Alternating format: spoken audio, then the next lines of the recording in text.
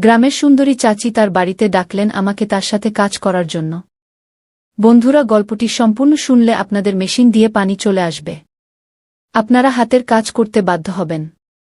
তাই হাতের কাজ করার আগে হাতের কাছে অবশ্যই টিস্যু রাখবেন। আমাদের পাড়ায় একজন অত্যন্ত আকর্ষণীয় চাচি থাকতেন। তার ত্বক এত পরিষ্কার এবং অভিব্যক্তি এত বন্ধুত্বপূর্ণ ছিল যে যখনই আমি তাকে দেখতাম আমার হৃদয় দ্রুত স্পন্দিত হতে শুরু করত। তার স্বামী বেশিরভাগ সময় বাইরে থাকতেন, যার কারণে আমার মনে তার প্রতি ভুল ধারণা জন্মাতে শুরু করে। কিন্তু আমি কি জানতাম যে সেও কোনো সুযোগের অপেক্ষায় ছিল। একদিন আমি গলি দিয়ে যাচ্ছিলাম, তখনই তিনি কোনো অজুহাতে আমাকে তার বাড়িতে ডাকলেন। আমি তার বাড়িতে গেলে তিনি আমাকে একটি ঘরে বসতে বললেন। আমি নিঃশব্দে সেই ঘরে গিয়ে বসে পড়লাম। কিছুক্ষণ পরে যখন চাচি ঘরে এলেন তখন তিনি একটি হালকা নাইটি পরেছিলেন। তাকে দেখে আমার শ্বাস রুদ্ধ হয়ে গেল। আমি তাকে কাজ সম্পর্কে জিজ্ঞাসা করলে তিনি এমন কিছু বললেন যে আমার মনে আনন্দের ঢেউ বয়ে গেল। তারপর সেই দিন আমি তার সাথে পুরো সময় কাটালাম। আমার নাম অরুণ, আমার বয়স 22 বছর। আমাদের বাড়ির পাশে একজন চাচি থাকতেন যার স্বামী প্রায়ই বাইরে থাকতেন।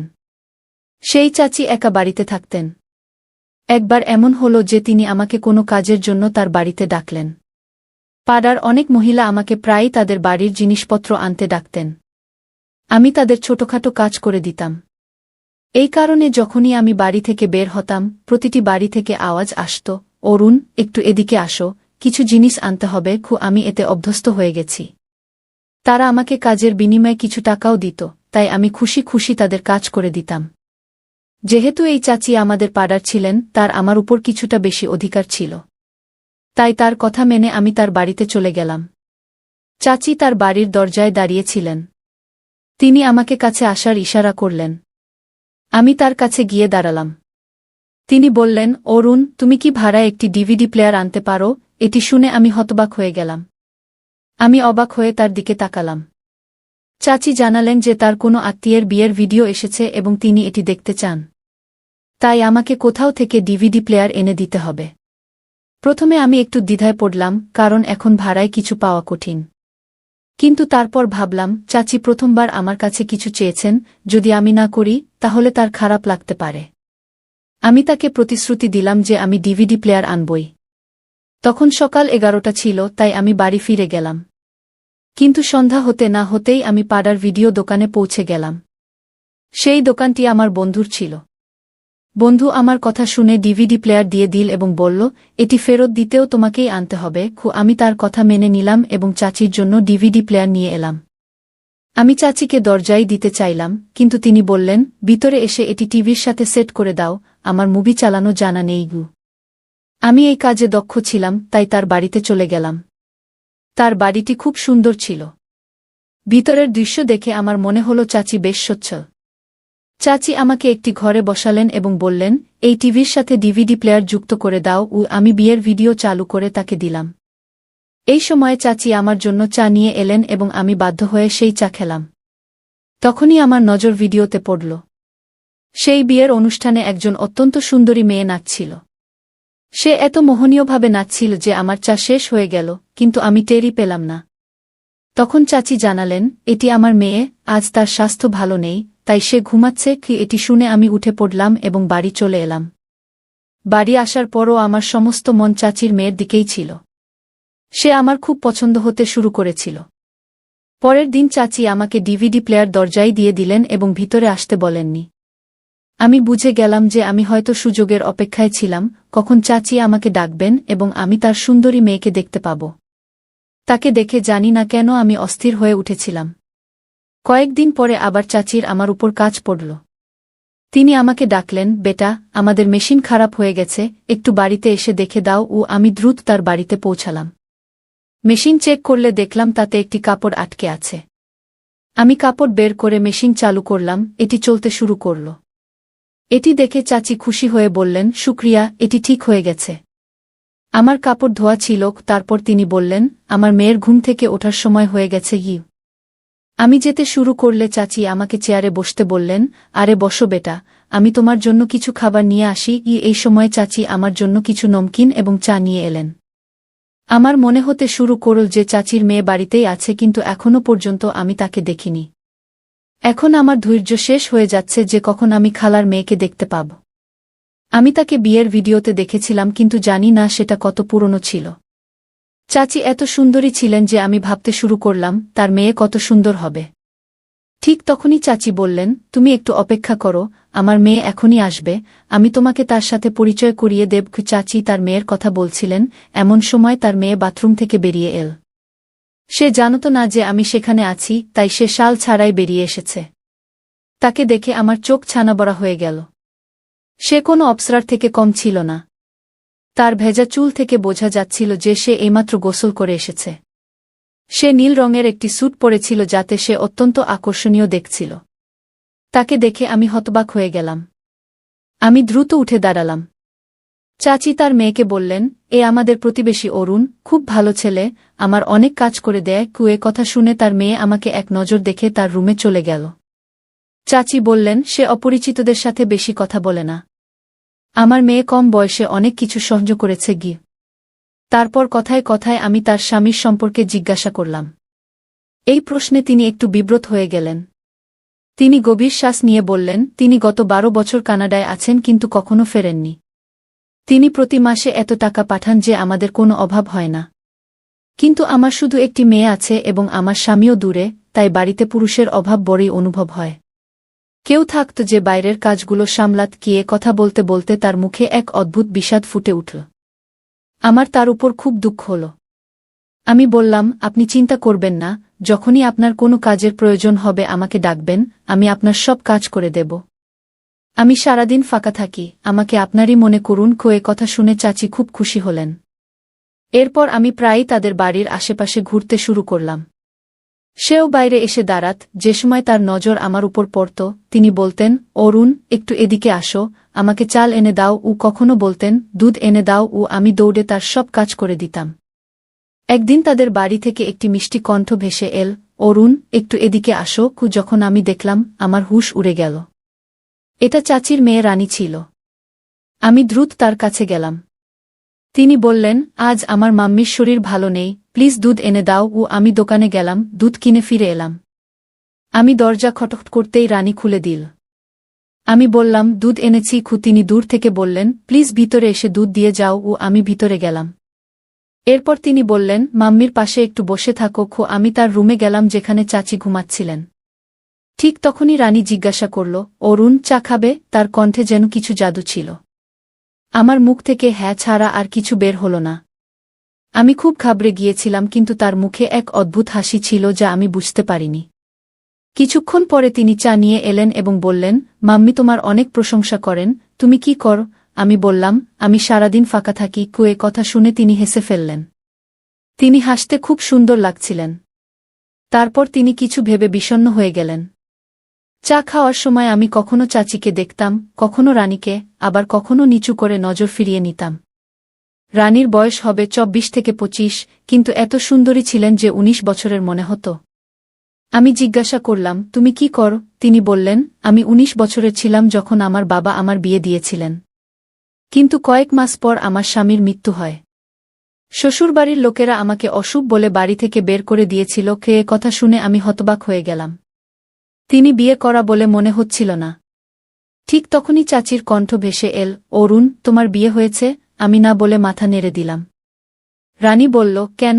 আমি বললাম, আমি এখন মাত্র 22 বছর। তিনি বললেন, আজকাল তো ছেলেরা 19 বছরেই বিয়ে করে ফেলে। আমি বললাম, আমার কোনো কাজকর্ম নেই, আমার সাথে কে বিয়ে করবে? এ কথা শুনে রানী চুপ হয়ে গেল।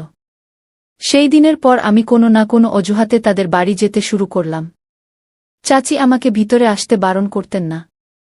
এখন রানীও আমার সাথে খোলামেলা কথা বলতে শুরু করেছিল। একদিন তিনি বললেন, অরুণ, তুমি কতদিন মহল্লার লোকদের কাজ করে যাবে? কোনো কাজকর্ম কেন করো না যাতে তোমার বিয়ে হতে পারে? আমি বললাম, কাজের জন্য অনেক টাকা লাগে যা আমার কাছে নেই। তিনি জিজ্ঞাসা করলেন, তুমি কি করতে চাও? আমি বললাম, আমি কানাডা যেতে চাই কিন্তু আমার কাছে টিকিট ও ভিসার টাকা নেই। এ কথা শুনে তিনি আমার হাত ধরে তার রুমে নিয়ে গেলেন। তিনি আলমারি থেকে কিছু পুরনো গয়না বের করে আমার হাতে দিলেন এবং বললেন, এগুলো আমার বিয়ের গয়না, আমার কোনো কাজে লাগবে না, এগুলো বিক্রি করে টাকা নিয়ে নাও, হয়তো এতে তোমার কাজ হয়ে যাবে। এ কথা শুনে আমি ভয় পেয়ে গেলাম এবং বললাম, না, আমি এগুলো নিতে পারব না। আমি তড়িঘড়ি বাড়ি চলে এলাম এবং বিছানায় শুয়ে পড়লাম। আমি মহল্লার একটি গরিব ছেলে, আর সে ছিল ধনী। আমার মাতাপিতার মৃত্যু হয়ে গেছে। আমি প্রতিবেশীদের কাজ করে জীবিকা নির্বাহ করতাম, তাই অন্য কোনো কাজ করতে পারতাম না। লোকেরা আমাকে কাজের বিনিময়ে টাকা দিত, যা দিয়ে আমার জীবন চলত। আমি তখনও বিয়ে করিনি। সারাদিন আমি পাড়ায় ঘুরে বেড়াতাম এবং চাচির বাড়িতেও যেতাম। আমি আমার বয়স আধার কার্ডে বাড়িয়ে দিয়ে দুবাই যেতে চেয়েছিলাম, কিন্তু টাকা ছিল না। আজ রানী কেন জানি না এমন বড় কথা বলে ফেলেছে। আমরা একে অপরকে বেশি দিন চিনি না যে সে আমার উপর এতটা বিশ্বাস করবে। আমি বিছানায় শুয়ে ভাবছিলাম, সে আমার উপর এতটা বিশ্বাস কিভাবে করল। পরের দুদিন আমি তাদের বাড়ির পাশ দিয়ে যাইনি। জানি না এটি ভয় ছিল নাকি লজ্জা। কিন্তু তৃতীয় দিনে চাচি আমার বাড়িতে চলে এলেন। সম্ভবত তিনি বাড়িতে একা একা বিরক্ত হচ্ছিলেন। আমি দৌড়ে রান্নাঘরে গেলাম এবং তার জন্য চা বানাতে লাগলাম। চাচি বললেন, দুদিন ধরে তুমি আমাদের বাড়িতে কেন আসনি? আমি সম্ভবত এই প্রশ্নেরই অপেক্ষায় ছিলাম। আমি বললাম, আপনি তো আমাকে মনে রাখেননি। তিনি বললেন, আমি এবং আমার মেয়ে তোমাকে খুব মনে রাখি। এটি শুনে আমি অবাক হয়ে গেলাম এবং জিজ্ঞাসা করলাম, আপনার মেয়েও আমাকে মনে রাখে? তিনি হেসে বললেন, হ্যাঁ, সেই দুঃখী মেয়ের এই দুনিয়ায় আমার এবং তোমার বাইরে আর কে আছে? তুমি খুব ভালো মানুষ, তাই আমরা তোমাকে আমাদের মনের কথা বলতে পারি। না হলে সে ভেতর থেকে ভেঙে পড়েছে। আমি তার বাবাকে বলেছি তার জন্য একটা ভালো পাত্র খুঁজে দিতে। কতদিন সে বাড়িতে এমন করে থাকবে? রানীর দ্বিতীয় বিয়ের কথা শুনে আমি হতবাক হয়ে গেলাম। আমি জিজ্ঞাসা করলাম, আপনি আপনার মেয়ের দ্বিতীয় বিয়ে দিতে চান? চাচি বললেন, হ্যাঁ, সে তরুণী এবং সুন্দরী। তার মধ্যে কি কমতি আছে? শুধু ভাগ্য তাকে শ্বশুরবাড়ি থেকে বের করে দিয়েছে। যদি কেউ ভালো ছেলে চায়, আমি সঙ্গে সঙ্গে হ্যাঁ বলে দেব। এটি শুনে আমি তার পাশে বসলাম এবং জিজ্ঞাসা করলাম, আপনি আপনার মেয়ের জন্য কি ধরনের ছেলে চান? চাচি বললেন, শুধু সৎ হোক এবং ভালো উপার্জন করুক। আমাদের মেয়ে আমাদের বাড়িতে সুখে ছিল। আমি চাই সে তার স্বামীর বাড়িতেও সুখে থাকুক। এটি শুনে আমি চুপ হয়ে গেলাম। সারারাত আমি ভাবলাম, আমি সত্য আছি, কিন্তু এত টাকা কোথায় পাব যে চাচি তার মেয়ের হাত আমার হাতে দেবেন? দুদিন এমনি কেটে গেল। আমার হতাশা বাড়ছিল। তখনই আমি ভাবলাম, রানীর কথা মেনে নিই। যদি আমি তার গয়না নিয়ে কানাডা চলে যাই এবং সেখানে কঠোর পরিশ্রম করে নিজের বাড়ি বানাই, তাহলে চাচি আমাকে তার মেয়ের হাত দেবেন। এই ভাবনা আমাকে সাহস দিল। পরের দিন আমি তাদের বাড়িতে গেলাম। চাচিকে প্রণাম করার পর আমি সরাসরি রানীর ঘরে গেলাম। সে বিছানায় শুয়েছিল। তাকে এমন দেখে আমি চোখ ফিরিয়ে নিলাম। কিন্তু এখন আমি সেখান থেকে যেতে পারছিলাম না, কারণ আমার তার সাথে গুরুত্বপূর্ণ কথা ছিল। আমি সোফায় বসলাম। সে আমাকে দেখে বলল, আমি তোমার উপর খুব রাগ করেছি। তুমি এতদিন আমাদের বাড়িতে কেন আসনি? আমি বললাম, আমি ভয় পেয়ে গিয়েছিলাম। সে হেসে বলল, তুমি কি আমার থেকে ভয় পেয়েছিলে? আমি চুপ হয়ে গেলাম। সে বিছানা থেকে উঠে সোফায় আমার পাশে এসে বসল। তাকে এত কাছে দেখে আমি ঘাবড়ে গেলাম। আমার কপালে ঘাম দেখা দিল। আমি স্বপ্নেও ভাবিনি সে আমার এত কাছে আসবে। সে আমার হাতের উপর তার হাত রাখল এবং বলল, অরুণ, তুমি কোনো কাজ কেন কর না? তার কথা শুনে আমার চোখে জল চলে এল। আমি বললাম, আমার মা বাবা নেই। আমি 2 বেলার রুটি পেয়ে যাই। উপার্জন করে কি করব? এটি শুনে সে রেগে উঠতে লাগল। এই সুযোগে আমি তার হাত ধরে বললাম, অরুণ, তুমি কানাডা চলে যাও। সেখানে প্রচুর টাকা কামাও, তারপর বাড়ি করো এবং বিয়ে করো। প্রতিবেশীরা কতদিন তোমাকে টাকা দেবে? এটি বলে সে আমার হাত ধরে আলমারি থেকে গয়না বের করে আমার হাতে দিল। বলল, এগুলো আমার বিয়ের গয়না। এগুলো আমার কোনো কাজে লাগবে না। এগুলো ঋণ হিসেবে নিয়ে নাও। কানাডা থেকে ফিরে এগুলো ফেরত দিও। এটি বলে সে চোখ বন্ধ করল। তার মুখে একটা অদ্ভুত জ্যোতি ছিল। আমি ঠিক করলাম, এবার তাকে না বলবো না। আমি গয়না নিলাম এবং বললাম, তোমার এই উপকার আমি কখনো ভুলব না। সে বলল, এটি উপকার নয়, ভালোবাসা। ভালোবাসার বদলা কেউ দিতে পারে না। তুমি আমার মায়ের কাজ আন্তরিকভাবে করো। তোমার কারণে তার একটু শান্তি মেলে। তাই আমি তোমাকে সম্মান করি। নইলে আমি আমার গয়না কোনো অপরিচিতকে দিতাম না। সেদিন আমি তাদের বাড়ি থেকে বেরিয়ে সরাসরি আমার বন্ধুর কাছে গেলাম, যার ভাই কানাডায় কাজ করে। আমি তার হাতে টাকা দিলাম এবং বললাম, আমার কানাডা যাওয়ার ব্যবস্থা করে দাও। সে তার ভাইয়ের সাথে কথা বলল এবং 1 মাসের মধ্যে আমার কানাডা যাওয়ার সব ব্যবস্থা হয়ে গেল। আমি চাচিকে এই খবর দিলে তিনি খুব দুঃখিত হলেন। বললেন, তুমি কানাডা যাচ্ছ? এখন আমাদের বাড়ির কাজ কে করবে? আমি হেসে ফেললাম। আমি রানীর ঘরে গেলাম এবং তাকে এই সুখবর শোনালাম। সে খুব খুশি হল এবং বলল, অরুণ, মন দিয়ে কাজ করবে। আমি চুপি চুপি বললাম, মন দিয়ে কাজ করব না, কারণ আমি আমার হৃদয় তাই এখানেই ছেড়ে যাচ্ছি। এই বলে আমি সেখান থেকে চলে গেলাম। জিনিসপত্র বেঁধে বিমানবন্দরে পৌঁছে গেলাম। প্রথম মাসটা আমার জন্য খুব কঠিন ছিল। আমি সেই বন্ধুর ভাইয়ের সঙ্গে কাজ করতাম যে আমাকে কানাডা ডেকেছিল। সেখানকার কাজ বুঝতে আমার 1 মাস লেগে গেল। কিন্তু যেই কাজ বুঝতে পারলাম, আমি প্রথমে চাচিকে ফোন করলাম এবং আমার সুস্থতার খবর দিলাম। চাচি আমার কথা শুনে খুব খুশি হলেন এবং আমাকে অনেক দোয়া দিলেন। তারপর ফোন রানীর হাতে দিলেন। আমার হৃদয় দ্রুত স্পন্দিত হতে লাগল। আমি বুঝতে পারছিলাম না যে তাকে কি বলবো। সে নিজেই আমার সঙ্গে কথা বলতে শুরু করল। বলল, টাকা জমাতে থাকো, অযথা খরচ করো না, যাতে তুমি শীঘ্রই বিয়ে করতে পারো। আমি হেসে উঠলাম। সম্ভবত সেও আমাকে ভালোবাসতে শুরু করেছিল। আমি প্রতি সপ্তাহে তাদের বাড়িতে ফোন করতাম। চাচি কিছুক্ষণ কথা বলার পর ফোন রানীর হাতে দিতেন। তারপর আমরা দীর্ঘক্ষণ কথা করতাম। এতে আমার মন শান্ত হতো এবং আমি আবার কাজে মন দিতাম। যখন আমার প্রথম বেতন এল, আমি রানীকে জিজ্ঞাসা করলাম, আমি কানাডা থেকে তোমার জন্য কি আনব? সে লজ্জা পেয়ে গেল এবং বলল, আমার কিছু চাই না।